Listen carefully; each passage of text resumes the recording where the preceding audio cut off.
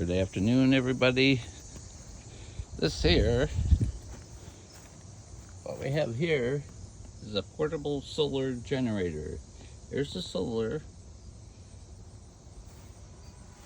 It folds up like this.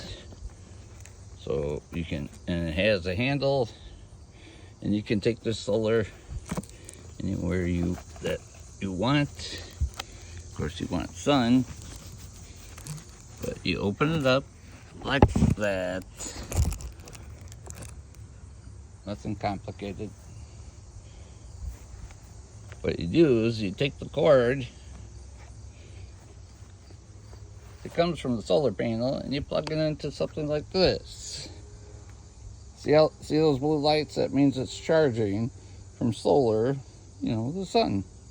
Of course, we have USB and we have AC, and this also has a light on it.